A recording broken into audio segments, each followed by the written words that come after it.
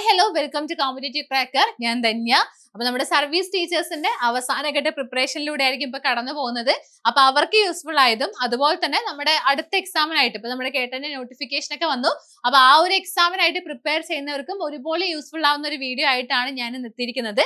So നമ്മുടെ കേട്ടറ്റ് 3 സൈക്കോളജിയിലെ important ആയിട്ടുള്ള questions, വളരെ ഇമ്പോർട്ടന്റ് ആയിട്ടുള്ള ക്വസ്റ്റ്യൻസ് ആണ്. സോ അത് രണ്ടുപേർക്കും യൂസ്ഫുൾ ആണ്. ലാസ്റ്റ് ലാബ് റിവിഷനിലോട്ട് പോകുന്നവരും അതുപോലെ തന്നെ ഇപ്പോ പഠിക്കാൻ സ്റ്റാർട്ട് ചെയ്തവർക്കും നിങ്ങൾക്ക് ഫോക്കസ് ഏരിയാസ് ഒക്കെ ഐഡന്റിഫൈ ചെയ്യാനായിട്ട് യൂസ് ചെയ്യാൻ പറ്റുന്ന ഒരു വീഡിയോ ആയിട്ടാണ് ഞാൻ എത്തിയിരിക്കുന്നത്. സോ നിങ്ങൾ വീഡിയോ സ്കിപ്പ് ചെയ്യാതെ തന്നെ കാണാനായിട്ട് ശ്രമിക്കുക. ഓക്കെ, വീഡിയോ സ്കിപ്പ് ചെയ്യാതെ കാണാനായിട്ട് ശ്രമിക്കുക. ഒരുപാട് യൂസ്ഫുൾ ആയിട്ടുള്ള കാര്യങ്ങളുണ്ട്. സോ എന്തായാലും നമുക്ക് ആദ്യത്തെ ഒരു കാര്യത്തിലോട്ട് കടക്കാം. അതായത് തിയറി നെയിമും തിയറിസ്റ്റിന്റെ പേരുകളും അല്ലെ, നമുക്ക് എപ്പോഴും കൺഫ്യൂഷൻ ആവുന്ന ഒരു കാര്യമാണ്. നിങ്ങൾക്ക് ചിലപ്പോ IP പാവ്ലോന്റെ തിയറിനെ കുറിച്ച് പറയുമ്പോൾ അത് ഏതാണ് തിയറി എന്നുള്ളൊരു കൺഫ്യൂഷൻ ഉണ്ടാവും. IP പാവ്ലോ ഒക്കെ സിമ്പിൾ ആയിരിക്കും, പക്ഷെ അല്ലാതെയുള്ള ഇപ്പൊ സോഷ്യൽ ലേണിംഗ് തിയറിക്ക് പകരം ഒബ്സർവേഷണൽ ലേണിംഗ് തിയറിയാണ് തരുന്നതെന്ന് വിചാരിക്കാം. ആക്ച്വലി രണ്ടും സെയിം ആണ്, പക്ഷെ ഒബ്സർവേഷൻ ലേണിംഗ് തിയറി ആരുടെയാണ് അല്ലെങ്കിൽ അത് എന്താണെന്നുള്ളൊരു ഡൗട്ട് നിങ്ങൾക്ക് വരും. അപ്പോൾ ആ ഒരു കാര്യം നിങ്ങൾ ആദ്യം പഠിക്കണം. അതായത് ഓരോ തിയറിക്കും അതിന് വേറെ പേരുകളും ഉണ്ട്. അപ്പൊ ആ പേരുകൾ നിങ്ങൾ പഠിക്കണം. കാരണം എന്താ, നമുക്ക് എക്സാമിന് ചിലപ്പോ നമ്മൾ പഠിച്ച തിയറിന്റെ പേരിന് പകരം വേറൊന്ന് മാറ്റി തന്നു കഴിഞ്ഞാൽ നിങ്ങൾക്ക് ആ തിയറി ഏതാണ് എന്ന് നിങ്ങളുടെ മൈൻഡിലോട്ട് വരണം അല്ലെ. അപ്പൊ അതിനായിട്ട് ഇതൊന്ന് പഠിച്ചു വെക്കുക. ഈ ഒരു 2 സ്ലൈഡ് മാത്രം നിങ്ങളൊന്ന് പഠിച്ചു വെച്ചാൽ മതി. നോക്കിക്കേ, മീനിങ് ലേണിംഗ് തിയറി നിങ്ങൾക്കറിയാം. Meaning learning theory David P ഓസ്ബലിന്റെ ആണ് അല്ലെ. മീനിങ് ലേണിംഗ് തിയറി ആരുടെയാണ്? ഡേവിഡ് പി ഓസ്ബലിന്റെ ആണ്. സോ അതിന്റെ മറ്റൊരു പേരാണ് സബ്സംഷൻ തിയറി. ഓക്കെ, അതിന്റെ മറ്റൊരു പേരാണ് സബ്സംഷൻ തിയറി എന്ന് പറയുന്നത്. So meaning learning theory is also known as subsumption theory. അത് ആരുടെയാണ്? ഡേവിഡ് പി ഓസ്ബലിന്റെ ആണ്. ഇനി അടുത്തത് സോഷ്യൽ ലേണിംഗ് തിയറി. നമുക്കറിയാം സോഷ്യൽ ലേണിംഗ് തിയറി എന്ന് പറയുമ്പോൾ ആൽബർട്ട് ബന്ദൂറിന്റെ ആണ് സോഷ്യൽ ലേണിംഗ് തിയറി എന്ന് പറയുന്നത്. നമ്മുടെ ബോബോഡോൾ എക്സ്പെരിമെന്റ് ഒക്കെ ഓർമ്മ വരണം അല്ലെ. ബോബോഡോൾ എക്സ്പെരിമെന്റ് ഉണ്ട്, അറ്റൻഷൻ, റിട്ടൻഷൻ, മോട്ടിവേഷൻ എന്നൊക്കെ പറയുന്ന സാധനം അല്ലെ. So social learning theory Albert ബന്ദൂറിന്റെ ആണെന്ന് അറിയാം, പക്ഷെ അതിന്റെ കൂടെ പഠിക്കേണ്ട കാര്യങ്ങളാണ് social learning theory is also known as social cognitive theory, also known as observational learning theory or modelling theory. ഇത്രയും അതിന് പേരുണ്ട്. അത് ആൽബർട്ട് ബന്ദൂറിന്റെ തന്നെയാണ് മോഡലിംഗ് തിയറി, അല്ലെങ്കിൽ ഒബ്സർവേഷൻ ലേണിംഗ് തിയറി, അല്ലെങ്കിൽ സോഷ്യൽ കോഗ്നിറ്റീവ് തിയറി, ഓർ നിങ്ങൾക്ക് അറിയുന്ന സോഷ്യൽ ലേണിംഗ് തിയറി. ഇനി അടുത്തത് എറിക് എറിക്സന്റെ ആണ് എന്തെന്ന് പറയുന്നത്? സൈക്കോ സോഷ്യൽ ഡെവലപ്മെന്റ് തിയറി അല്ലെ. സൈക്കോ സോഷ്യൽ ഡെവലപ്മെന്റ് തിയറിന്റെ ആ ഒരു ടേബിൾ നിങ്ങൾ പഠിച്ചു വെക്കണം. അതായത് ആ വയസ്സും അതുപോലെ തന്നെ ആ ഓരോ സ്റ്റേജിലും നടക്കുന്ന ക്രൈസിസ് അല്ലെ, ആ ഒരു കാര്യം, അല്ലെങ്കിൽ അതിന്റെ പേര് ഇപ്പൊ ട്രസ്റ്റ് വേഴ്സസ് മിസ്ട്രസ്റ്റ്, അതുപോലെ തന്നെ എന്താണ് ഐഡന്റിറ്റി വേഴ്സസ് ഐഡന്റിറ്റി ക്രൈസിസ്, അങ്ങനെ പറയുന്ന കാര്യങ്ങൾ പഠിച്ചു വെക്കണം. അടുത്തത് സൈക്കോ സെക്ഷുവൽ ഡെവലപ്മെന്റ് തിയറിയും സൈക്കോ അനലിറ്റിക് തിയറിയും ആരുടെയാണ്? നമ്മുടെ സിഗ്മണ്ട് ഫ്രോയിഡിന്റെ ആണ് അല്ലെ. സിഗ്മണ്ട് ഫ്രോയിഡിന്റെ ആണ് സൈക്കോ സെക്ഷുവൽ ഡെവലപ്മെന്റ് തിയറിയും അതുപോലെ സൈക്കോ അനലിറ്റിക് തിയറിയും. സോ രണ്ടും പഠിച്ചു വെക്കണം. സൈക്കോ അനലിറ്റിക് തിയറിന്നും ഒരുപാട് ക്വസ്റ്റ്യൻസ് വരാറുണ്ട്, സൈക്കോ സെക്ഷുവൽ ഡെവലപ്മെന്റ് തിയറിന്നും ഒരുപാട് ക്വസ്റ്റ്യൻസ് വരാറുണ്ട്. രണ്ടും നമ്മുടെ സിഗ്മണ്ട് ഫ്രോയിഡിന്റെ ആണ്. ഇനി നിങ്ങൾക്ക് അറിയുന്ന കാര്യമാണ് ക്ലാസിക്കൽ കണ്ടീഷനിങ് തിയറി IP പാവ്ലോന്റെ ആണ് അല്ലെ. IP പാവ്ലോന്റെ ആണ് classical conditioning theory. Operant conditioning theory ആരുടെയാ? നമ്മുടെ BF സ്കിന്നറുടെ ആണ്. സ്കിന്നറുടെ ആണ് ഒപ്പറാൻഡ് കണ്ടീഷനിങ് തിയറി. ഇനി കോഗ്നിറ്റീവ് ലേണിംഗ് തിയറി എന്ന് പറയുന്നത് നമ്മുടെ ജീൻ പിയാഷയുടെ ആണ്. Trial and error learning theory എന്ന് പറയുന്നത് എഡ്വാർഡ് തോൺടേക്കിന്റെ ആണ്. Trial and error learning theory. അടുത്തത് ഏറ്റവും ഇമ്പോർട്ടന്റ് ആയിട്ടുള്ള നമ്മുടെ ലെവ് വൈഗോട്സ്കിന്റെ തിയറിന്റെ പേര് socio cultural theory or social constructivism theory. നമ്മൾ മെയിൻ ആയിട്ടും social constructivism, theory of social constructivism എന്നാണ് നമുക്ക് അറിയുന്ന പേര്. അതിന്റെ മറ്റൊരു പേരും കൂടെ ഉണ്ട്, socio cultural theory. Okay, socio cultural theory. അപ്പൊ ഇത് ഞാൻ നിങ്ങൾക്ക് ആദ്യം ഞാനൊരു ഷോർട്ട്സ് ആയിട്ടൊക്കെ ചെയ്തിട്ടുണ്ടായിരുന്നു. ഞാൻ അത് കാണാത്തവർക്ക് വേണ്ടിയിട്ടാണ് ഞാൻ ഈ ഒരു കാര്യം പറഞ്ഞത്. അപ്പൊ ഇതെന്തായാലും നിങ്ങൾക്ക് യൂസ്ഫുൾ ആവും എന്ന് പ്രതീക്ഷിക്കുന്നു. ഇനി നമുക്ക് ഡയറക്ട്ലി ക്വസ്റ്റ്യൻസിലോട്ട് കിടക്കാം. സോ അതുമായിട്ട് ബന്ധപ്പെട്ട ഒരു ക്വസ്റ്റ്യൻ തന്നെയാണ് ആദ്യം പറയാനായിട്ടുള്ളത്. ഒരു മാച്ച് ദ ഫോളോയിങ് ക്വസ്റ്റ്യൻ ആണ്. Okay, match the following question ആണ്. ഇതെല്ലാം PYQs ആണ് കേട്ടോ, പ്രീവിയസ് ഇയറിൽ ചോദിച്ച ക്വസ്റ്റ്യൻസ് ആണ്. സോ ശ്രദ്ധിക്കാം. നിങ്ങൾ എന്ത് ചെയ്യാന്നറിയോ, ഞാനൊരു കാര്യം പറയാം. അതായത് ഈ ഓരോ ക്വസ്റ്റ്യൻ ഞാൻ കാണിക്കുന്ന സമയത്ത് നിങ്ങൾ സ്വന്തമായിട്ട് ആൻസർ ചെയ്യുക. ഓക്കെ, സ്വന്തമായിട്ട് ആൻസർ ചെയ്യുക. എന്നിട്ട് ഓരോ ക്വസ്റ്റിനും ഓരോ മാർക്ക് എന്ന് വിചാരിക്കുക. ആൻഡ് അവസാനം നിങ്ങൾ എന്ത് ചെയ്യണം? വീഡിയോന് താഴെ എത്ര മാർക്ക് നിങ്ങൾക്ക് കിട്ടി എന്നുള്ളത് ഉറപ്പായിട്ടും താഴെ കമന്റ് ചെയ്യണം. ഓക്കെ ആണല്ലോ. സോ ഇതിന് ഒന്നാമത്തെ ക്വസ്റ്റ്യൻ 1 മാർക്ക് എന്ന രീതിയിൽ വിചാരിക്കുക കേട്ടോ. So first one, conditioning theory, hierarchy of learning, insight learning, self actualisation. ഇനി ഇവിടെ ലിസ്റ്റ് ബിയിൽ gestalt psychology, Carl Rogers, Ivan Pavlov, Robert Gagne അല്ലെ. അപ്പൊ ജസ്റ്റ് ഒന്ന് ചെയ്ത് നോക്കട്ടെ. ജസ്റ്റ് ഒന്ന് വീഡിയോ പോസ് ചെയ്യുക. നിങ്ങൾ എന്ത് ചെയ്യുക, ഒന്ന് വീഡിയോ പോസ് ചെയ്തിട്ട് ഒറ്റയ്ക്ക് ഒന്ന് ചെയ്ത് നോക്കുക. സോ ചെയ്തു എന്ന് വിശ്വസിക്കുന്നു. അപ്പൊ ഇങ്ങനെ മാച്ച് ദ ഫോളോയിങ് ക്വസ്റ്റ്യൻ വരുന്ന സമയത്ത് നമുക്ക് എക്സാം ഹാളിൽ ചില ട്രിക്ക് ഒക്കെ ചെയ്യാൻ പറ്റും. ഞാൻ എപ്പോഴും പറയുന്നതാണ്, എന്നാലും അത് നിങ്ങൾ യൂസ് ചെയ്തിട്ടുണ്ടാവുമെന്ന് വിശ്വസിക്കുന്നു. നമുക്ക് അറിയുന്ന കാര്യം കണ്ടീഷനിങ് തിയറി അല്ലെ. കണ്ടീഷനിങ് തിയറി നമുക്കറിയാം. ആരുടെയാണ് കണ്ടീഷനിങ് തിയറി? ക്ലാസിക്കൽ. ഇവിടെ ക്ലാസിക്കൽ ആണോ ഓപ്പറന്റ് ആണെന്നൊന്നും തന്നിട്ടില്ല. അപ്പൊ അതുകൊണ്ട് തന്നെ കണ്ടീഷനിങ് തിയറി എന്ന് പറയുമ്പോൾ ക്ലാസിക്കൽ കണ്ടീഷനിങ് തിയറി ആയിരിക്കും എന്നുള്ളൊരു ബേസിൽ നമുക്ക് IP പാവ്ലോവിനെ മാച്ച് ചെയ്യാം. സോ A3 ആണെന്ന് പറയുമ്പോൾ തന്നെ നമുക്ക് ബിയും ഇവിടെ എലിമിനേറ്റ് ചെയ്യാം, ഡിയും നമുക്ക് എലിമിനേറ്റ് ചെയ്യാം. ബാക്കി 2 ഓപ്ഷൻസ് ആണുള്ളത് അല്ലെ. അപ്പൊ ഇവിടെ തന്നെ അവർ പറഞ്ഞിട്ടുണ്ട് A3 B4 ആണെന്ന് തന്നിട്ടുണ്ട്. നമുക്കൊരു ബോണസ് ആണ്, B4 ആണെന്ന് നമുക്ക് അറിഞ്ഞു. അപ്പൊ അത് നമുക്ക് അറിഞ്ഞിട്ടില്ലെങ്കിൽ, നമുക്ക് അറിയില്ലെങ്കിൽ പോലും അത് അവരവിടെ തന്നിട്ടുണ്ട്. സോ ഹൈറാർക്കി ഓഫ് ലേണിംഗ് എന്ന് പറയുന്നത് റോബർട്ട് ഗാഗ്നന്റെ ആണ്. ഇനി C2 ആണോ C1 ആണോ എന്ന് മാത്രം നോക്കിയാൽ മതി അല്ലെ. C2 ആണോ C1 ആണോ? C എന്ന് പറയുമ്പോൾ ഇൻസൈറ്റ് ലേണിംഗ് ആണ്. അത് ജസ്റ്റാർട്ട് സൈക്കോളജി ആണോ കാൾ റോജേഴ്സ് ആണോ എന്ന് നോക്കിയാൽ മതി. അപ്പൊ കാൾ റോജേഴ്സ് എന്ന് പറയുന്നത് ഒരു ഹ്യൂമനിസ്റ്റ് സൈക്കോളജിസ്റ്റ് ആണ് എന്ന് അറിയുന്നവർക്ക് ഈസി ആയിട്ട് എന്ത് ചെയ്യാൻ പറ്റും? സെൽഫ് ആക്ച്വലൈസേഷൻ കാൾ റോജേഴ്സിന്റെയും ഇൻസൈറ്റ് ലേണിംഗ് ജസ്റ്റാർട്ട് സൈക്കോളജിന്റെ ആണെന്ന് അറിയാനായിട്ട് സാധിക്കും. അതായത് C1ഉം D2 ആണ്. അതായത് ഓപ്ഷൻ C ആണ് ഇവിടുത്തെ കറക്റ്റ് ആയിട്ടുള്ള ആൻസർ എന്ന് പറയുന്നത്. ഓപ്ഷൻ C ആണ് A3 B4 C1 and D2 അല്ലെ. ഓപ്ഷൻ C ആണ് answer. So option C answer ആയിട്ട് പറഞ്ഞവർക്ക് 1 മാർക്ക്. ഓക്കെ ആണല്ലോ. ഇനി നമുക്ക് രണ്ടാമത്തെ മാർക്കിന്റെ ക്വസ്റ്റ്യനിലോട്ട് പോവാം. സോ ക്വസ്റ്റ്യൻ ഇതാണ്. Indian inclusive class room. Inclusive class റൂമും ഇൻക്ലൂസീവ് എഡ്യൂക്കേഷൻ ഒക്കെ വളരെ ഇമ്പോർട്ടന്റ് ആണ് കേട്ടോ, വളരെ ഇമ്പോർട്ടന്റ് ആണ്. So Indian inclusive class room adaptation should be made in learning goals, teaching learning strategies, provisioning of support, assessment. Okay. So ഇത് learning goal strategy ഇതിന്റെ വാക്കാണ് തോന്നുന്നത് കേട്ടോ. Learning goal strategies, teaching learning, അതുപോലെ പ്രൊവിഷനിങ് ഓഫ് സപ്പോർട്ട്, അസസ്മെന്റ്. ഇതിൽ ഏതിലൊക്കെയാണ് inclusive class റൂമിൽ adaptations അല്ലെങ്കിൽ changes വരുത്തണ്ടേ എന്നുള്ളതാണ്.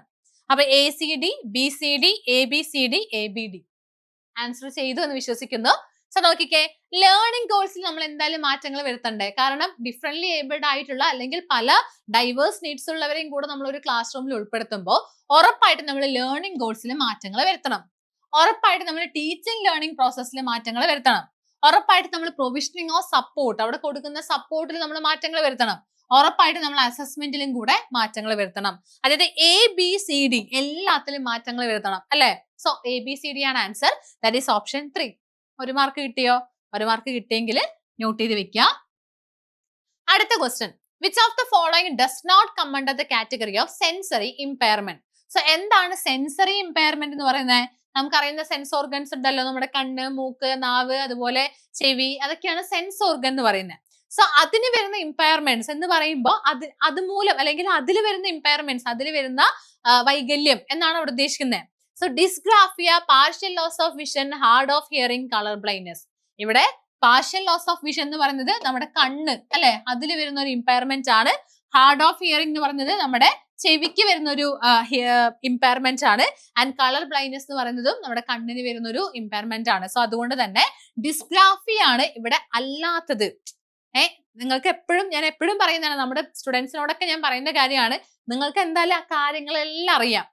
നമ്മൾ ഇവിടെ പഠിക്കുന്നുണ്ട്, നമ്മൾ സിലബസ് ഒക്കെ കംപ്ലീറ്റ് ചെയ്തു, ക്വസ്റ്റ്യൻസ് ഒക്കെ പ്രാക്ടീസ് ചെയ്തു, എല്ലാം സെറ്റാണ്. പക്ഷെ എന്തുകൊണ്ടാണ് പലരും ഫെയിൽ ആവുന്ന ചോദിച്ചു കഴിഞ്ഞാൽ ആ എക്സാം ഹാളിൽ നമ്മൾ ഇരിക്കുന്ന പ്രശ്നമാണ്. എക്സാം ഹാളിൽ നമ്മൾ ടെൻഷൻ അടിച്ചിരിക്കുന്നു, എക്സാം ഹാളിൽ നമ്മൾ നെഗറ്റീവ് അടിച്ചിരുന്നു കഴിഞ്ഞാൽ നമ്മൾ ഈ പറയുന്ന ഈ സാധനങ്ങളൊന്നും കാണില്ല. ഈ നോട്ട് കാണില്ല, അല്ലെങ്കിൽ അസെൻഡിങ് ടു ഡിസെൻഡിങ് എന്നുള്ളതിന് നമ്മൾ ഡിസെൻഡിങ് ടു അസെൻഡിങ് ആയിരിക്കും നമ്മൾ മനസ്സിലാക്കുന്നത്. അല്ലെങ്കിൽ ഓരോ ക്വസ്റ്റ്യൻ വായിച്ചിട്ട് നമുക്ക് മനസ്സിലാവില്ല. എക്സാം ഹാളിന് പുറത്തുനിന്ന് ഇതെല്ലാം നമുക്ക് കിട്ടുകയും ചെയ്യും അല്ലെ. നിങ്ങളൊന്ന് കമന്റ് ചെയ്തേ. അങ്ങനെ നിങ്ങൾക്ക് എക്സ്പീരിയൻസ് ഉണ്ടെങ്കിൽ ഉറപ്പായിട്ടും കമന്റ് ചെയ്യണം. കാരണം ഇപ്പൊ സർവീസ് ടീച്ചേഴ്സിനോട് ഞാൻ എസ്പെഷ്യലി പറയുകയാണെങ്കിൽ, നമ്മുടെ കഴിഞ്ഞ തവണ നമ്മുടെ കേട്ടിട്ട് എക്സാം വെച്ചപ്പോൾ സർവീസ് ടീച്ചേഴ്സിന്റെ ഒരു പ്രത്യേകത, അവർക്ക് എല്ലാം അറിയാം. കാരണം ഇപ്പൊ സബ്ജക്ട് നോളജ് ഉണ്ട്. ഇപ്പൊ ഗ്യാപ്പ് വന്നു എന്ന് പറഞ്ഞാൽ പോലും നമ്മളിപ്പോ ഇപ്പോഴും പഠിപ്പിച്ചുകൊണ്ടിരിക്കുവാണ്. അപ്പൊ അതുകൊണ്ട് തന്നെ ആ ഒരു ടച്ചും കാര്യങ്ങളൊക്കെ ഉണ്ട്. പക്ഷെ എന്തുകൊണ്ടാണ് പലരും കഴിഞ്ഞതിൽ ഫെയിൽ ആയെന്ന് ചോദിച്ചു കഴിഞ്ഞാൽ ഈ എക്സാം ഹാളിൽ വരുത്തിയിട്ടുള്ള മിസ്റ്റേക്സ് ആണ്. അപ്പൊ നിങ്ങൾ ഒരിക്കലും ആ ഒരു മിസ്റ്റേക്സ് വരുത്തരുത്, അതിനുള്ളൊരു വഴി ഉണ്ടാക്കരുത്. മാക്സിമം ശ്രദ്ധിച്ച്, അത്രയും ശ്രദ്ധിച്ച്, അല്ലെങ്കിൽ ഇൻവിജിലേറ്റേഴ്സിനടുത്ത് ചോദിച്ച് അത്രയും ഉറപ്പ് വരുത്തിയിട്ട് മാത്രം, ക്വസ്റ്റ്യന്റെ ആൻസർ അല്ല കേട്ടോ ഞാൻ പറയുന്നത്, അല്ലാതെ നമ്മൾ OMR ചെയ്യുന്ന കാര്യങ്ങളുണ്ടല്ലോ, നമ്മൾ ആദ്യം നമ്മുടെ രജിസ്റ്റർ നമ്പറും കാര്യങ്ങളൊക്കെ മാർക്ക് ചെയ്യുന്നതും നമ്മുടെ ലാംഗ്വേജ് ഒക്കെ സെലക്ട് ചെയ്യുമ്പോൾ കറക്റ്റ് ആയിട്ട് മാർക്ക് ചെയ്യുന്നത്, നമ്മുടെ സബ്ജക്ട് മാർക്ക് ചെയ്യുന്നത്, അങ്ങനെ OMR ചെയ്യുന്ന കാര്യങ്ങൾ നിങ്ങൾക്ക് ഡൗട്ട് ഉണ്ടെങ്കിൽ ഇൻവിജിലേറ്ററിനോട് ചോദിക്കാം. അത് കഴിഞ്ഞ് ഭയങ്കര കൂളായിരുന്ന് ക്വസ്റ്റ്യൻസ് നന്നായി മനസ്സിലാക്കി ചെയ്യാം. സോ ഇവിടെ ക്വസ്റ്റ്യനിൽ ഡസ് നോട്ട് കം അണ്ടർ ആണ്. അപ്പൊ നോട്ട് എന്നുള്ളൊരു വാക്ക് അവിടെ ഉണ്ട്. പക്ഷെ ഓപ്ഷൻ 1 തന്നെ ഇപ്പൊ പാർഷ്യൽ ലോസ് ഓഫ് വിഷൻ നമ്മൾ കണ്ടു എന്ന് വിചാരിക്കാം. ബാക്കി 3 നമുക്ക് കുറച്ച് കൺഫ്യൂസിങ് ആണെന്ന് വിചാരിക്കാം. അപ്പൊ ഫസ്റ്റ് തന്നെ ഇത് കണ്ടാല് സെൻസറി ഇമ്പയർമെന്റ് ആണ് എന്ന് വെച്ച് നമ്മൾ അത് കറക്റ്റ് അതായിരിക്കും സെലക്ട് ചെയ്യുക. സോ അങ്ങനെയുള്ളൊരു മണ്ടത്തരങ്ങളൊന്നും ചെയ്യരുത് ആരും എന്നാണ് എനിക്ക് പറയാനുള്ളത്. സോ ഓപ്ഷൻ 1 ഡിസ്ഗ്രാഫിയ ആണ് ഇവിടുത്തെ റൈറ്റ് ആൻസർ. കാരണം ഡിസ്ഗ്രാഫിയ എന്ന് പറയുന്നത് ഒരു ലേണിംഗ് ഡിസബിലിറ്റി ആണെന്ന് മനസ്സിലാക്കാം. സോ മാർക്ക് കിട്ടിയോ? ഇനി അടുത്ത ക്വസ്റ്റ്യൻ, അക്കോർഡിംഗ് ടു ജീൻ പിയാഷെ കോഗ്നിറ്റീവ് ഡെവലപ്മെന്റ്. എന്താണ് ജീൻ പിയാഷെ പറഞ്ഞിരിക്കുന്നത്? Cognitive development is depend upon the development of language capabilities ആണോ? നിങ്ങൾ നോക്കുക കേട്ടോ. നിങ്ങൾ ആൻസർ ചെയ്തു എന്ന് വിശ്വസിക്കുന്നു. ജസ്റ്റ് വീഡിയോ പോസ് ചെയ്തൊന്ന് വായിച്ചു നോക്കിയിട്ട് ആൻസർ ചെയ്താൽ മതി. സോ ഞാൻ ആൻസറിലോട്ട് കിടക്കുവാണ്. അക്കോർഡിംഗ് ടു ജീൻ പിയാഷെ cognitive development is dependent upon the development of language capabilities. അങ്ങനെ പറഞ്ഞിട്ടുണ്ടോ ജീൻ പിയാഷെ? ഇല്ല. അത് പറഞ്ഞത് വൈഗോട്സ്കി ആണ് അല്ലെ? വൈഗോട്സ്കി ആണ് അത് പറഞ്ഞത്. അപ്പൊ അത് തെറ്റാണ്. Is a process of acquiring the ability to use the cultural tools. ആ കൾച്ചറൽ ടൂൾസിനും ഇമ്പോർട്ടൻസ് കൊടുത്ത് പറഞ്ഞത് ആരാണ്? നമ്മുടെ വൈഗോട്സ്കി ആണ്. അപ്പൊ അതും തെറ്റാണ്. Is a process of adaptations to the environment by changing one schema. ഈ സ്കീമ എന്നുള്ള വാക്ക് കാണുമ്പോൾ തന്നെ നമുക്ക് നമ്മുടെ ജീൻ പിയാഷിന് ഓർമ്മ വരും. സോ സ്കീമ എന്നാലും അതവിടെ വെക്കുക തൽക്കാലം. കാരണം നമ്മൾ 4ാമത്തെ ഓപ്ഷൻ വായിച്ചിട്ടില്ല. നിങ്ങൾ ഫുള്ള് വായിച്ചിട്ട് മാത്രം ഒരു ആൻസറിലോട്ട് എത്താൻ ശ്രമിക്കുക. 4ാമത്തെ എന്താണ്? Is a simple addition of new facts and ideas to the existing store of information. ചുമ്മാ ആഡ് ചെയ്ത് പോയിട്ട് കാര്യമില്ല. അതിനനുസരിച്ച് അക്കോമഡേഷൻ വേണം, മോഡിഫിക്കേഷൻ നടത്തണം, എന്നിട്ടൊക്കെയാണ് അവിടെ ലേണിംഗ് നടക്കുള്ളൂ. സോ അതുകൊണ്ട് തന്നെ ഓപ്ഷൻ 4 തെറ്റാണ്. So the correct answer is option 3. ഒരു മാർക്ക് കിട്ടിയോ? ഇനി നെക്സ്റ്റ് ക്വസ്റ്റ്യൻ നോക്കിക്കേ. National education policy 2020 emphasise on the transforming the assessment by. അപ്പൊ NEP 2020 നമ്മുടെ സിലബസിൽ ഇല്ലല്ലോ, അപ്പൊ എന്തിനാ മിസ് ചെയ്ത്, ഇതൊക്കെ വരൂ എന്ന് ചോദിക്കുന്നവരോടാണ് NEP 2020 വരാൻ നല്ല ചാൻസ് ഉണ്ട്. കാരണം ഇത് നമ്മുടെ സിലബസ് എന്ന് പറഞ്ഞപ്പോ പഴയ സിലബസാ. അപ്പോ ആ ഒരു സിലബസിലുള്ള കാര്യങ്ങൾ മാത്രമേ വരുള്ളൂ നിങ്ങൾ വിചാരിക്കേണ്ട. നമ്മുടെ കേട്ടറ്റിന് ഔട്ട് ഓഫ് സിലബസ് വരുന്ന കുറവാണ്. പക്ഷെ NEP 2020 വളരെ ഇമ്പോർട്ടന്റ് ആണ്. അപ്പൊ അതിൽ നിന്ന് നമുക്ക് ബേസിക് ആയിട്ട് അറിയേണ്ട കാര്യങ്ങളൊക്കെ നമുക്ക് അറിഞ്ഞിരിക്കണം. So NEP 2020 emphasise on transforming the assessment by. അത് എങ്ങനെയാണ് അസസ്മെന്റിനെ കുറിച്ച് പറഞ്ഞിരിക്കുന്നത്? ആൻസർ ചെയ്തു എന്ന് വിശ്വസിക്കുന്നു കേട്ടോ. നിങ്ങൾ സ്വന്തമായിട്ട് വായിച്ചു നോക്കി ആൻസർ ചെയ്തു എന്ന് വിശ്വസിക്കുന്നു. Executing summative form of assessment ആണോ? അല്ല. കാരണം പൊതുവേ നമ്മുടെ കൺസ്ട്രക്റ്റിവിസം ക്ലാസ് റൂമിൽ തന്നെ സമ്മേറ്റീവ് അസസ്മെന്റ് അവിടെ എന്ത് ചെയ്യുന്നില്ല, എന്താണ് അതിനെ സപ്പോർട്ട് ചെയ്യുന്നില്ല. കാരണം സമ്മേറ്റീവ് അസസ്മെന്റ് എന്ന് പറയുമ്പോൾ എൻഡ് ഓഫ് ആൻ ഇൻസ്ട്രക്ഷൻ ആണ് അല്ലെ? ഒരു കാര്യം മൊത്തം പഠിപ്പിച്ചതിന് ശേഷം, ഇപ്പൊ നമ്മുടെ ആനുവൽ എക്സാമിനേഷൻ പോലെ. അപ്പൊ അത് എൻകറേജ് ചെയ്യോ? ഇല്ല. സോ അത് തെറ്റാണ്. Incorporating self assessment and peer assessment. Actually നമ്മുടെ NEP 2020 സെൽഫ് അസസ്മെന്റ് നല്ല പോലെ ഇമ്പോർട്ടൻസ് കൊടുക്കുന്നുണ്ട്. അപ്പൊ അത് ആൻസർ ആണോ എന്നറിയാൻ നമുക്ക് ബാക്കിയുള്ളതും കൂടെ വായിച്ചു നോക്കണം. ഓപ്ഷൻ 3 എന്താ? Practising the unitary notion of intelligence. അത് തെറ്റാണ്. 4ാമത്തെ devaluing the social cultural context of students. ഇവിടെയും നമ്മൾ ടെൻഷൻ കൊണ്ട് ചിലപ്പോൾ ഈ ഡീവാലുയിങ് ഒന്നും കാണാതെ വാല്യൂയിങ് എന്നൊക്കെ കണ്ടു കഴിഞ്ഞാൽ അത് ആൻസർ എഴുതും അല്ലേ? പക്ഷെ അത് തെറ്റല്ലേ? കാരണം ഡീവാലുയിങ് ആണ്. അപ്പൊ അത് തെറ്റാണ്. So the correct answer is option 2, incorporating self assessment and peer assessment. അപ്പൊ NEP എന്ന് ചോദിക്കുവാണെങ്കിലും ഇതുപോലെ നമ്മുടെ ടീച്ചിങ് ലേണിംഗ് റിലേറ്റഡ് ആയിട്ടുള്ള നമ്മുടെ ഈ ഒരു ലെവലിന് പറ്റിയ കാര്യങ്ങളെ ചോദിക്കുള്ളൂ. വലിയ ക്വസ്റ്റ്യൻസ് ഒന്നും ചോദിക്കില്ല. നമ്മുടെ CTET-നൊന്നും ചോദിക്കുന്ന പോലെ ചോദിക്കില്ല. അപ്പൊ അതിനെ ആലോചിച്ച് ടെൻഷൻ അടിക്കണ്ട. പക്ഷെ എന്നാലും ജസ്റ്റ് ഒന്ന് മനസ്സിലാക്കുക, നമുക്ക് എങ്ങനെയാണ് 5+3+3+4 ആണ് നമ്മുടെ പുതിയ സ്ട്രക്ചർ എന്ന് പറയുന്നത്. സോ 5 എന്ന് പറയുന്നത് ഫൗണ്ടേഷണൽ സ്റ്റേജ് ആണ് അല്ലെ? 5 വർഷം 3 വയസ്സ് മുതൽ 8 വയസ്സ് വരെയുള്ള ആ ഒരു സ്റ്റേജിനെ പറയുന്ന പേരാണ് ഫൗണ്ടേഷണൽ സ്റ്റേജ്. അടുത്ത 3 വർഷം എന്ന് പറയുന്നത് എന്താണ്? പ്രിപ്പറേറ്ററി സ്റ്റേജ് ആണ്. 8 വയസ്സ് മുതൽ 11 വയസ്സ് വരെയുള്ള കുട്ടികളാണ് ഈ ഒരു പ്രിപ്പറേറ്ററി സ്റ്റേജിലുള്ളത്. അടുത്തത് എന്താണ്? മിഡിൽ സ്റ്റേജ് ആണ്. 11 മുതൽ 14 വയസ്സ് വരെയുള്ള കുട്ടികൾ മിഡിൽ സ്റ്റേജിലാണ്. ആൻഡ് ഫൈനലി സെക്കൻഡറി സ്റ്റേജ് ആണ്. സെക്കൻഡറി സ്റ്റേജ് എന്ന് പറയുമ്പോൾ 14 വയസ്സ് മുതൽ 18 വയസ്സ് വരെയുള്ള കുട്ടികളാണ് ഏതിലുള്ളത്? നമ്മുടെ സെക്കൻഡറി സ്റ്റേജിലുള്ളത്. സോ പുതിയ സ്ട്രക്ചർ ആണ് 5+3+3+4. ഓക്കെ ആണല്ലോ. ഓക്കെ, സോ ഇതിന്റെ ആൻസർ ഞാൻ പറഞ്ഞു ഓപ്ഷൻ 2 ആണെന്ന്. പിന്നെ NEP-യിൽ മെയിൻ ആയിട്ട് ആ ഒരു കാര്യമാണ് പഠിച്ചു വെക്കേണ്ടത്. പിന്നെ ഈ അസസ്മെന്റിനും ഇതിനൊക്കെ ഇമ്പോർട്ടൻസ് കൊടുക്കുന്നുണ്ട് എന്ന കാര്യം മനസ്സിലാക്കുക. പിന്നെ സെൽഫ് ലേണിംഗിനൊക്കെ ഇമ്പോർട്ടൻസ് കൊടുക്കുന്നുണ്ട്. ടെക്നോളജി പരമായിട്ടുള്ള കുറെ കാര്യങ്ങളെ കുറിച്ച് പറയുന്നുണ്ട്. അതൊക്കെയാണ് നിങ്ങൾ ജസ്റ്റ് ഒന്ന് വായിച്ചു നോക്കുക. ഇനി അടുത്ത question, when learning new information, which of the following is a helpful strategy for children to use to ensure they understand the content material? അല്ലെ, അവർക്ക് മനസ്സിലായത് helpful strategy for children to use to ensure, അതായത് അവർക്ക് അത് മനസ്സിലായോ എന്ന് check ചെയ്യാൻ പറ്റുന്ന കാര്യങ്ങൾ എന്താണ്? Rereading the information once, asking questions and seeking clarification, pretending to understand, making up their own meanings for unfamiliar terms. അപ്പൊ ഞാൻ ഇവിടെ പറഞ്ഞ പോലെ നമുക്ക് 2 എണ്ണം വരുന്ന ഓപ്ഷൻസ് ഉണ്ട്, 3 എണ്ണം വരുന്ന ഓപ്ഷൻസ് ഉണ്ട്. അപ്പൊ നിങ്ങൾക്ക് ഒന്നില്ലെങ്കിൽ വരുന്ന കാര്യം സെലക്ട് ചെയ്യാം, അല്ലെങ്കിൽ വരാത്ത കാര്യം എലിമിനേറ്റ് ചെയ്യാം. സോ എനിക്ക് തോന്നുന്നു ഇവിടെ വരാത്ത കാര്യം എലിമിനേറ്റ് ചെയ്യുന്നത് കുറച്ചുകൂടെ എളുപ്പമായിരിക്കും. ഇവിടെ പ്രിറ്റൻഡിങ് ടു അണ്ടർസ്റ്റാൻഡ്, നമുക്ക് നമ്മുടെ മുന്നിൽ കുറെ കുട്ടികളുണ്ട്, എസ്പെഷ്യലി ഞാൻ സർവീസ് ടീച്ചേഴ്സിനോട് പറയുകയാണ്, ഞങ്ങൾ ക്ലാസ് എടുക്കുന്ന സമയത്ത് നിങ്ങളുടെ കുട്ടിക്ക് അത് കുട്ടി ഇപ്പൊ മനസ്സിലായോ ഇല്ലേ എന്ന് നമുക്കറിയണം, കുട്ടികൾക്കും അറിയണം. അപ്പൊ കുട്ടികൾ ഇപ്പോ ഇത് മനസ്സിലായ പോലെ നടിച്ചിട്ട് കാര്യമുണ്ടോ? ഇപ്പൊ ഒരു കാര്യം പഠിപ്പിക്കുകയാണ്, ഇപ്പൊ ഞാൻ നിങ്ങളെ പഠിപ്പിക്കുന്നു, അപ്പൊ നിങ്ങൾ എല്ലാവരും ഒന്നും ചോദിക്കാതെ നിങ്ങൾ മനസ്സിലായ പോലെ, കണ്ടോ, പ്രിറ്റൻഡിങ് ടു അണ്ടർസ്റ്റാൻഡ് എന്ന് പറഞ്ഞ എന്താ, മനസ്സിലായ പോലെ നടിക്കുന്നു. അങ്ങനെ ചെയ്തിട്ട് കാര്യമുണ്ടോ? ഇല്ല. അപ്പൊ ഓപ്ഷൻ സി എന്തായാലും തെറ്റാണെന്ന് മനസ്സിലായി. സോ ഓപ്ഷൻ സി തെറ്റാണെന്ന് പറഞ്ഞാൽ തന്നെ നമുക്ക് ഓപ്ഷൻ 1-നെ എലിമിനേറ്റ് ചെയ്യാം, 2-നെ എലിമിനേറ്റ് ചെയ്യാം, 3-നെയും എലിമിനേറ്റ് ചെയ്യാം. The correct answer is option 4. ഈ അടുത്തത് വായിച്ചു നോക്കിക്കേ, making up their own meaning for unfamiliar terms. നമുക്ക് ഇവിടെ സെലക്ട് ചെയ്യാൻ പാടാ, കാരണം AC, CD, ABC, AB ഇങ്ങനെയാണ് ഓപ്ഷൻസ്.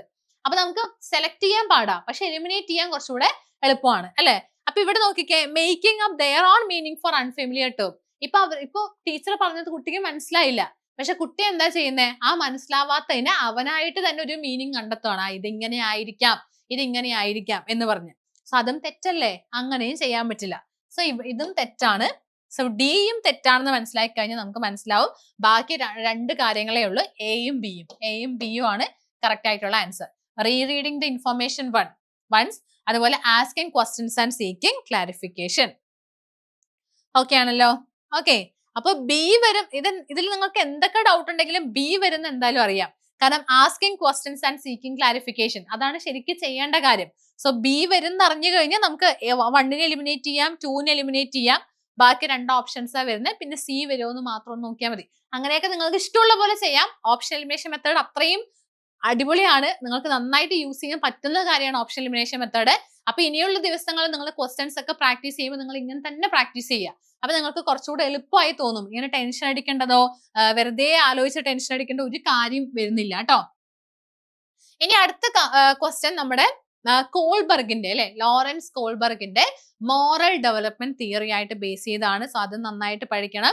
3 ലെവൽസ് ഉണ്ട്, അല്ലെ? പ്രീ കൺവെൻഷൻ ലെവൽ ഉണ്ട്, കൺവെൻഷൻ ലെവൽ ഉണ്ട്, പോസ്റ്റ് കൺവെൻഷൻ ലെവൽ ഉണ്ട്. ഓരോ ലെവൽസിലും 2 സ്റ്റേജസ് വരുന്നുണ്ട്. അങ്ങനെ ടോട്ടൽ 6 സ്റ്റേജസ് വരുന്നുണ്ട്.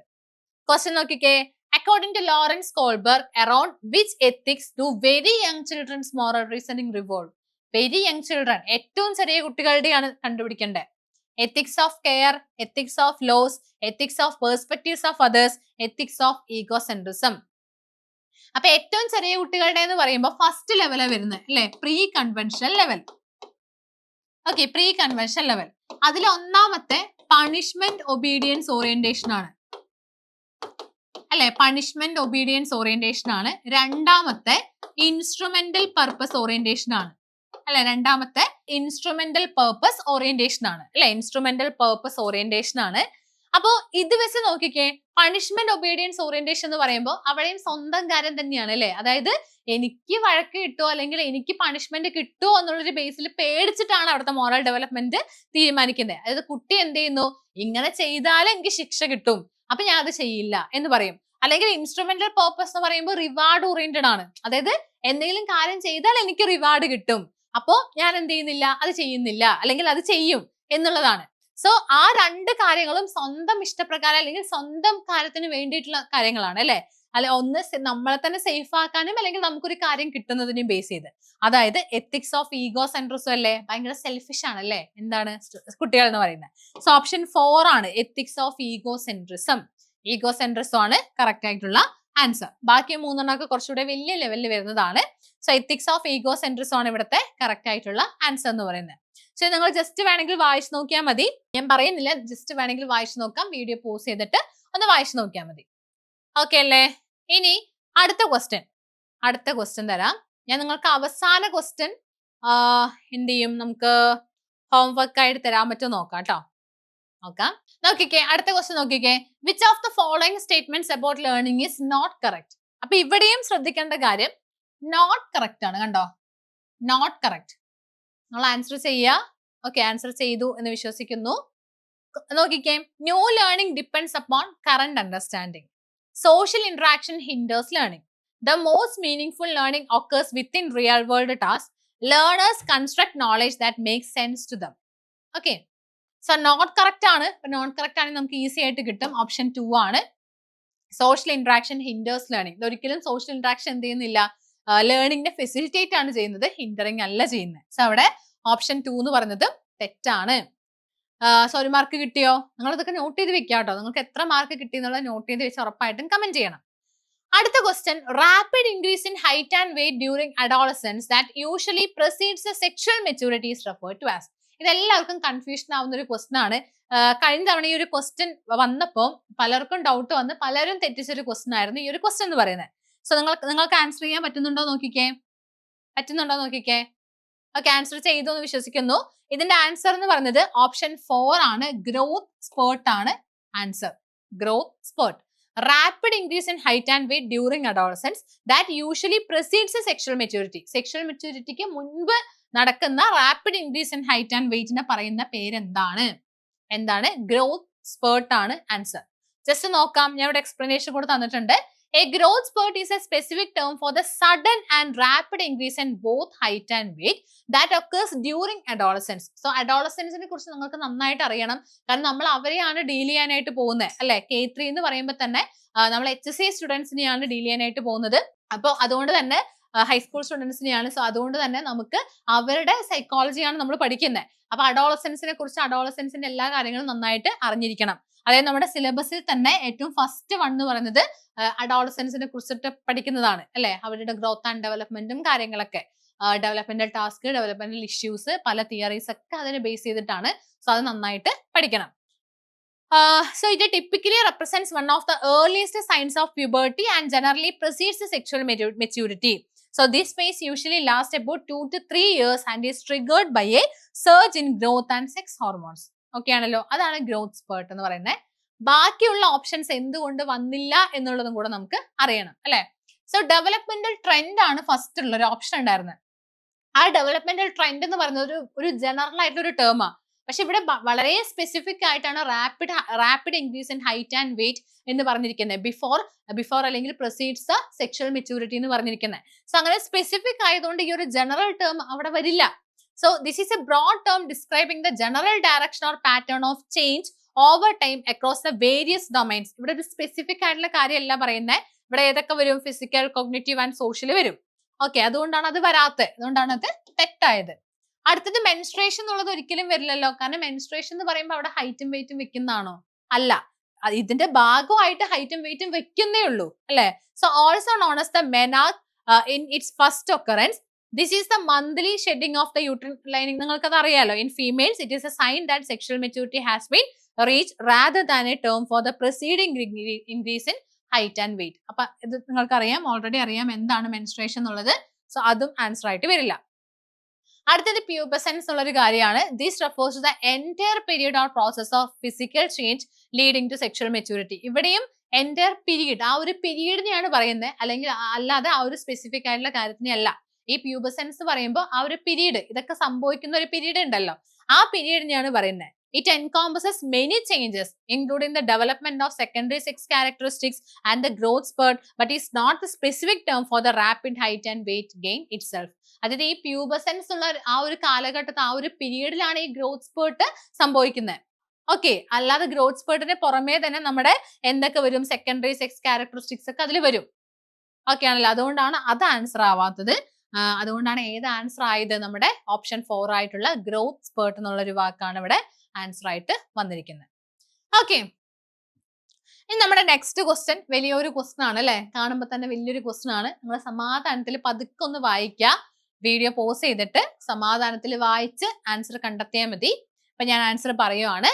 A teacher is designing a lesson plan for a group of students with varying levels of understanding of a topic according to Vygotsky's theory. നമുക്ക് ഇദ്ദേഹത്തെയാണ് ഇവിടെ ഫോക്കസ് ചെയ്യേണ്ടത് അല്ലെ. According to Vygotsky's theory. എന്താണ് വൈഗോട്സ്കിന്റെ theory? Social constructivism ആണ് അല്ലെ, അല്ലെങ്കിൽ സോഷ്യോ കൾച്ചറൽ തിയറിയാണ്. ആ ഒരു തിയറിയിൽ നിങ്ങൾക്ക് എന്തായാലും അറിഞ്ഞിരിക്കണം നമ്മുടെ സെറ്റ്പിഡിയും MKOയും അതുപോലെ സ്കഫോൾഡിങ്ങും പിന്നെന്താ നമ്മുടെ പ്രൈവറ്റ് സ്പീച്ച് അല്ലെ, പ്രൈവറ്റ് സ്പീച്ച് അല്ലെങ്കിൽ ഇന്നർ സ്പീച്ചും കൾച്ചറൽ ടൂൾസിന് ഇമ്പോർട്ടൻസ് കൊടുക്കുന്നു. അതുപോലെ റെസിപ്രോക്കൽ ടീച്ചിങ്ങിന് ഇമ്പോർട്ടൻസ് കൊടുക്കുന്നുണ്ട്. കൊളാബറേറ്റീവ് ലേണിംഗ്, കോപ്പറേറ്റീവ് ലേണിംഗ് എന്നതിനൊക്കെ അദ്ദേഹം ഇമ്പോർട്ടൻസ് കൊടുക്കുന്നുണ്ട്. സോ അതൊക്കെ പഠിക്കണം. So according to Vygotsky's theory, which of the following should the teacher consider when designing the lesson? ഒരു ലെസൺ ഡിസൈൻ ചെയ്യുമ്പോൾ ടീച്ചർ എന്തൊക്കെ കാര്യങ്ങൾ നോക്കണം? The teacher should provide all students with the same level of challenge. തെറ്റല്ലേ? എല്ലാവർക്കും ഒരേപോലെ കൊടുക്കാൻ പറ്റില്ല. ഇനി the teacher should consider each student's current level of understanding and provide appropriate support to help them to reach the next level. അതാണ് ZPD അല്ലെ. Current level ഇവിടെ ഉണ്ട്, കറന്റ് എബിലിറ്റി ലെവൽ ഇവിടെയാണ്, പൊട്ടൻഷ്യൽ എബിലിറ്റി ലെവൽ. അപ്പൊ teacher എന്ത് ചെയ്യണം? കുട്ടിനെ ഇവിടെ നിന്നും ഇവിടേക്ക് ആക്കണം. ഏതിലൂടെ? സ്കഫോൾഡിങ്ങിലൂടെ അല്ലെ, സ്കഫോൾഡിങ്ങിലൂടെയാണ് ആക്കേണ്ടത്. സോ അതല്ലേ നമ്മുടെ ആൻസർ? അതാണ് നമ്മുടെ ആൻസർ. പക്ഷെ നമ്മൾ എന്ത് ചെയ്യാൻ പറ്റില്ല, അത് ബാക്കിയുള്ള ഓപ്ഷൻസ് ഒന്നും വായിക്കാതെ അത് ആൻസറിലോട്ട് എത്താനായിട്ട് പറ്റില്ല. അപ്പൊ എന്ത് ചെയ്യുന്നു? The teacher should only focus on the students. പോയി, തെറ്റായി. The teacher should ask each students to work individually on the specified problem. അങ്ങനെ ഓരോരുത്തരോടും പറയുന്നതൊക്കെ നല്ലതാണ്. പക്ഷെ വൈഗോട്സ്കിന്റെ പെർസ്പെക്റ്റീവില് അങ്ങനെ ഓരോ കുട്ടിയോടും പറയുകയല്ല, അവിടെ ഒരു കൊളാബറേറ്റീവ് ലേണിംഗ് ഒക്കെയാണ് ഉദ്ദേശിക്കുന്നത്. അതുപോലെ തന്നെ എന്ത് ചെയ്യണം? അവിടെ ഒരു സപ്പോർട്ടും കൂടെ, ചെറിയൊരു സപ്പോർട്ടും കൂടെ കൊടുക്കണം. സോ അതുകൊണ്ട് തന്നെ ഓപ്ഷൻ 4 തെറ്റാണ്. So the correct answer for this question is option 2. Option 2 ആണ്. ഒരു മാർക്ക് കിട്ടിയോ? ഇനി അടുത്ത question. Which one of the following are effective teaching strategies to cater to diverse needs of learners in the classroom? എന്താണ്?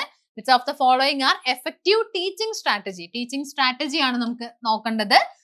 To cater to diverse needs അല്ലെ, അതായത് കുട്ടികളുടെ variety ആവശ്യങ്ങൾ അവർക്കുള്ളത് അതെല്ലാം സാറ്റിസ്ഫൈ ചെയ്യുന്ന രീതിയിലുള്ള ടീച്ചിങ് സ്ട്രാറ്റജി ഏതൊക്കെയാണ് എഫക്റ്റീവ് ആവുക എന്നുള്ളതാണ്. Differentiated instruction, standardized curriculum, individualized education plans. അപ്പൊ നിങ്ങൾക്ക് ഒറ്റ നോട്ടത്തിൽ ഇത് മൂന്നും ശരിയാണെന്ന് തോന്നും. അങ്ങനെ തോന്നിയാൽ നിങ്ങൾ ഓപ്ഷൻ 3 ഇവിടെ സെലക്ട് ചെയ്യും. നിങ്ങൾ ആൻസർ ചെയ്തോ? ചെയ്തിട്ട് മാത്രം എന്റെ എക്സ്പ്ലനേഷൻ കേട്ടാൽ മതി കേട്ടോ. ഓക്കെ, അപ്പൊ നിങ്ങൾ ചാടിക്കറി ചിലപ്പോൾ ഓപ്ഷൻ 3 അവിടെ സെലക്ട് ചെയ്യും. പക്ഷെ ഓപ്ഷൻ 3 സെലക്ട് ചെയ്യരുത്. കാരണം സ്റ്റാൻഡേർഡൈസ്ഡ് കരിക്കുലം തെറ്റാണ്. ഡിഫറൻഷിയേറ്റഡ് ഇൻസ്ട്രക്ഷൻ നല്ലതാണ്, ഇൻഡിവിജ്വലൈസ്ഡ് എഡ്യൂക്കേഷൻ പ്ലാനും നല്ലതാണ്. കാരണം ഡിഫറൻഷിയേറ്റഡ് ഇൻസ്ട്രക്ഷൻ എന്ന് പറയുമ്പോൾ നമ്മൾ എന്ത് ചെയ്യുക, പല രീതിയിൽ നമ്മൾ ക്ലാസ് എടുക്കണം. കാരണം പല നീഡ്സ് ഉള്ള ഇൻഡിവിജ്വൽ ഡിഫറെന്റ് ആയിട്ടുള്ള കുട്ടികളാണ്. അപ്പൊ ഡിഫറൻഷിയേറ്റഡ് ഇൻസ്ട്രക്ഷൻ നമുക്ക് കൊടുക്കാം. അതുപോലെ തന്നെ ഇൻഡിവിജ്വലൈസ്ഡ് എഡ്യൂക്കേഷൻ പ്ലാൻ, ഓരോ കുട്ടികളും ഓരോ രീതിയിലായതുകൊണ്ട് അവർ ഓരോരുത്തരെയും ശ്രദ്ധിക്കുന്ന രീതിയിലുള്ള പ്ലാൻ ഒക്കെ നമുക്ക് തയ്യാറാക്കാം. അതൊക്കെ സെറ്റാണ്. പക്ഷെ സ്റ്റാൻഡേർഡൈസ്ഡ് കരിക്കുലം എന്ന് പറയുമ്പോൾ അത് എന്തല്ല, അതൊരു കോമൺ ആയിട്ട് ഒരേ ലെവലിലുള്ള കുട്ടികളാണെങ്കിൽ നമുക്ക് സ്റ്റാൻഡേർഡൈസ്ഡ് കരിക്കുലം കൊടുക്കാം. പക്ഷെ ഇവിടെ അങ്ങനെ അല്ലാത്തതുകൊണ്ട് ഫ്ലെക്സിബിൾ ആയിരിക്കണം. കരിക്കുലം നമ്മൾ കൊടുക്കുന്ന കരിക്കുലം എപ്പോഴും ഫ്ലെക്സിബിൾ ആയിരിക്കണം എന്നുള്ള കാര്യം ഓർത്ത് വെക്കുക. അല്ലാതെ റിജിഡ് ആവരുത്, സ്റ്റാൻഡേർഡൈസ്ഡ് ആവരുത്. അതുപോലെ തന്നെ അസസ്മെന്റ് ആൻഡ് ഇവാലുവേഷൻ ആണെങ്കിലും അതും റിജിഡ് ആവരുത്, എന്താവരുത്, സ്റ്റാൻഡേർഡൈസ്ഡ് ആവരുത്. അതും ഫ്ലെക്സിബിൾ ആയിട്ടുള്ള അസസ്മെന്റ് ആയിരിക്കണം, കണ്ടിന്യൂസ് ആയിരിക്കണം, ഡ്യൂറിങ് ആൻഡ് ഇൻസ്ട്രക്ഷൻ ആയിരിക്കണം എന്ന കാര്യമൊക്കെ ഓർത്ത് വെക്കാം. സോ നമ്മുടെ അടുത്ത ക്വസ്റ്റ്യൻ നോക്കിക്കേ. അടുത്ത ക്വസ്റ്റ്യൻ ഇതാണ്. Characteristics such as lacking reading fluency, reversion of words, tendency towards distraction are typical identifying characteristics of. ഏതാണ്? ഓട്ടിസം സ്പെക്ട്രം ഡിസോർഡർ ആണോ, attention deficit hyper activity disorder that is ADHD ആണോ, dementia ആണോ, ഡിസ്ലെക്സി ആണോ? So വളരെ simple ആയിട്ട് answer കിട്ടും. പക്ഷെ നമ്മൾ ചിലപ്പോൾ ബാക്കിയൊക്കെ വായിക്കുമ്പോൾ ഏതാണ് ആൻസർ എന്നൊരു കൺഫ്യൂഷൻ ഉണ്ടോ എന്നുള്ളത് എനിക്കറിയില്ല. നിങ്ങൾക്ക് ഉണ്ടോ എന്നുണ്ടെങ്കിൽ ഒന്ന് ശ്രദ്ധിക്കുക. ആദ്യം ആൻസർ ചെയ്യാം കേട്ടോ, നിങ്ങളൊന്ന് ഒറ്റയ്ക്ക് ആൻസർ ചെയ്യാം. ഇവിടെ ലാക്കിംഗ് റീഡിംഗ് ഫ്ലുവൻസി അല്ലെ, ലാക്കിംഗ് റീഡിംഗ് ഫ്ലുവൻസി എന്ന് പറയുമ്പോൾ തന്നെ നമ്മൾ എന്താ ആലോചിക്കും? ഡിസ്ലെക്സിയ നമ്മൾ ആലോചിക്കും. കാരണം ഡിസ്ലെക്സിയ എന്ന് പറഞ്ഞാൽ എന്താ? റീഡിംഗ് ചെയ്യാനുള്ളൊരു ബുദ്ധിമുട്ട്, വായിക്കാനുള്ളൊരു ബുദ്ധിമുട്ടാണ്. ഇനി ടെൻഡൻസി ടുവേർഡ്സ് ഡിസ്ട്രാക്ഷൻ എന്ന് കാണുമ്പോൾ നിങ്ങൾക്കൊരു കൺഫ്യൂഷൻ വരില്ലേ? എന്താണ് ഇനി ഡിസ്ട്രാക്ഷൻ എന്നൊക്കെ പറയുമ്പോൾ ADHD ആണോ എന്നുള്ളൊരു കൺഫ്യൂഷൻ വരും. കാരണം attention deficit hyper activity disorder അല്ലെങ്കിൽ ഓട്ടിസം ആണോ എന്നൊക്കെ വരും.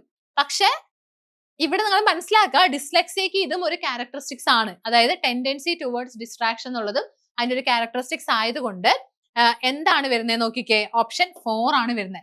ഈ ഒരു കാര്യം കാണുമ്പോൾ മാത്രമാണ് നമുക്ക് ADHD ആണോ എന്ന് തോന്നുക. പക്ഷെ ഇവിടെ എന്താണ്, റിവേർഷൻ ഓഫ് വേർഡ്സ് ആണ് അല്ലെ. അവിടെയും പറയുന്നുണ്ട് reversion of words tendency towards distraction എന്നാണ് വരുന്നത് അല്ലെ. റിവേർഷൻ ഓഫ് വേർഡ്സും വരുന്നുണ്ട്, ടെൻഡൻസി ടുവേർഡ്സ് ഡിസ്ട്രാക്ഷൻ വരുന്നുണ്ട്. അപ്പൊ അത് മാത്രം വായിക്കുമ്പോഴാണ് നമുക്ക് ഇതാണോ തോന്നുന്നത്. പക്ഷെ ഈ മൂന്നും കൂടെ കൂട്ടിച്ചേർക്കുമ്പോൾ ഏതാണ് ആൻസർ, ഡിസ്ലെക്സിയ ആണ് ആൻസർ. കാരണം നമ്മുടെ ADHDയിൽ റിവേർഷൻ ഓഫ് വേർഡ്സോ ലാക്കിംഗ് റീഡിംഗ് ഫ്ലുവൻസി ഒന്നും അല്ലല്ലോ വരുന്നത്. അതുപോലെ ഓട്ടിസം ബാധിച്ച കുട്ടികൾക്കും ഈ ഒരു ഫീച്ചേഴ്സ് അല്ല വരുന്നത്. ആ മൂന്നാമത്തെ കാര്യം ടെൻഡൻസി ടുവേർഡ്സ് ഡിസ്ട്രാക്ഷൻ ഓക്കെ ആയിരിക്കും. പക്ഷെ ബാക്കി രണ്ടെണ്ണം കൂടെ നോക്കുമ്പോൾ ഡിസ്ലെക്സിയ ആണ് കറക്റ്റ് ആയിട്ടുള്ള ആൻസർ. That is option 4. ഇനി ബാക്കിയുള്ളതിന്റെ ജസ്റ്റ് ഫീച്ചേഴ്സും കൂടെ ഒന്ന് പറയാം. ഓട്ടിസം അല്ലെ, this is primarily characterized by challenges in social communication. ഏതൊക്കെയാണ് ഇതിന്റെ പ്രത്യേകതകൾ പഠിക്കുക, ഇതൊക്കെ നന്നായിട്ട് പഠിക്കണം. കാരണം ഈ ഇമ്പയർമെന്റ്സ് ആയിക്കോട്ടെ അല്ലെങ്കിൽ നമ്മുടെ ഡിസബിലിറ്റീസ് ആയിക്കോട്ടെ, ഡിഫറെന്റ്ലി ഏബിൾഡ് ആയിട്ടുള്ള സ്റ്റുഡൻസിനെ കുറിച്ച് അവർക്ക് യൂസ് ചെയ്യുന്ന എയ്ഡ്സ് ആയിക്കോട്ടെ, അങ്ങനെയുള്ളതൊക്കെ നന്നായിട്ട് പഠിക്കണം കേട്ടോ. കാരണം ആസ് എ ടീച്ചർ നമുക്ക് അതിനെക്കുറിച്ച് അറിഞ്ഞിരിക്കണം. പ്രത്യേകിച്ച് ഇപ്പൊ ഇൻക്ലൂസീവ് ക്ലാസ് റൂം ആയതുകൊണ്ട് അവിടെ ഒരു സ്പെഷ്യൽ എഡ്യൂക്കേറ്റർ അല്ല അവിടെ വരുന്നത്, സാധാരണ ഒരു ടീച്ചർ തന്നെയാണ് അവരെ പഠിപ്പിക്കേണ്ടത്. അപ്പൊ അതുകൊണ്ട് തന്നെ ഈ കാര്യങ്ങളൊക്കെ അറിയോ എന്ന് അവരെന്തായാലും ചെക്ക് ചെയ്യും. അപ്പൊ അതുകൊണ്ട് അതൊക്കെ പഠിച്ചു വെക്കാം. So characterized by challenges in social communication, repetitive behaviors and restricted interest rather than specific reading fluency or word reversal issue. അപ്പൊ ഇതാണ് ADHD നമ്മുടെ ഓട്ടിസം സ്പെക്ട്രം ഡിസോർഡറിന്റെ സ്പെഷ്യൽ ഫീച്ചേഴ്സ്. എന്താണ്, challenges in social communication, repetitive behaviours and restricted interest. ഈ അടുത്തത് dementia അല്ലെ. Dementia already നമ്മൾ പല തവണയായിട്ട് discuss ചെയ്തതാണ്. ഡിമെൻഷ്യയും അംനേഷ്യയും അല്ലെ. ഡിമെൻഷ്യ എന്ന് പറഞ്ഞാലും അംനേഷ്യ എന്ന് പറഞ്ഞാലും മെമ്മറി ലോസ് തന്നെയാണ്. പക്ഷെ ഡിമെൻഷ്യ എന്ന് നോക്കിക്കേ, accurate cognitive decline in memory, reasoning and judgment typically in older adult. It is not a developmental reading disorder. അതായത് ഗ്രാജുവലി മെമ്മറി ഇങ്ങനെ കുറയുന്നതിനെയാണ് എന്ത് പറയുന്നത്, ഡിമെൻഷ്യ എന്ന് പറയുന്നത്. പക്ഷെ അതിന്റെ കൂടെ ഒരു സംഭവം ഉണ്ട്, അംനേഷ്യ. അംനേഷ്യ എന്താന്ന് വെച്ചാൽ സഡൻ ആയിട്ട് ഇപ്പൊ വല്ല ബ്രെയിൻ ഇഞ്ചുറി ഉണ്ടാവുന്നു, ആക്സിഡന്റ് ഉണ്ടാവുന്നു, അല്ലെങ്കിൽ പെട്ടെന്ന് ഒരു ഷോക്ക് കാരണം നമ്മുടെ മെമ്മറി പോവാണെന്ന് വെച്ചാൽ അതാണ് അംനേഷ്യ. അതും എക്സാമിന് ചോദിച്ചിട്ടുണ്ട്. പക്ഷെ ഡിമെൻഷ്യ എന്ന് പറയുമ്പോൾ എന്താണ്, ഗ്രാജുവലി മെമ്മറി കുറയുന്നതാണ് ഓൾഡർ അഡൾട്ട്സിലൊക്കെ കാണുന്നത്.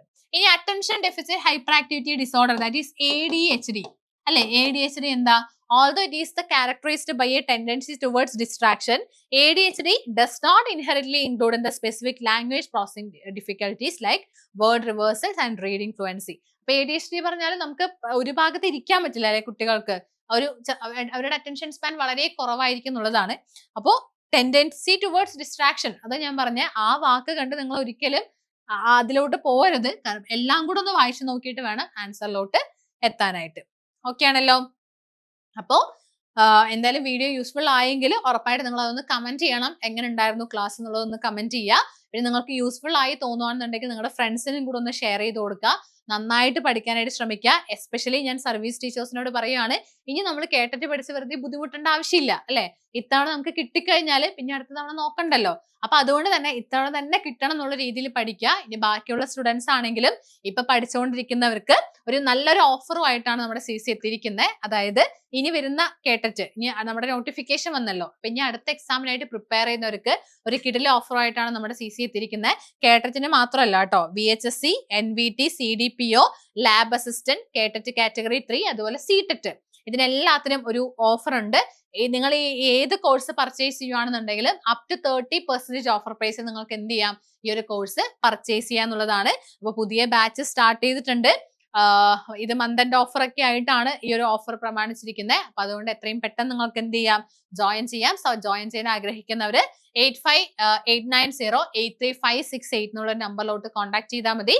ആൻഡ് എന്തെങ്കിലും സംശയങ്ങളോ അല്ലെങ്കിൽ സജഷൻസോ കാര്യങ്ങളൊക്കെ ഉണ്ടെങ്കിൽ ഉറപ്പായിട്ട് നിങ്ങൾക്ക് എന്ത് ചെയ്യാം, വീഡിയോന് താഴെ കമന്റ് ചെയ്യാം. ആൻഡ് ഞാൻ നേരത്തെ പറഞ്ഞത് മറക്കണ്ട, നിങ്ങൾക്ക് എത്ര മാർക്ക് കിട്ടി എന്നുള്ളതും കൂടെ വീഡിയോന് താഴെ ഒന്ന് കമന്റ് ചെയ്യാം. So that's all from this session. Thank you.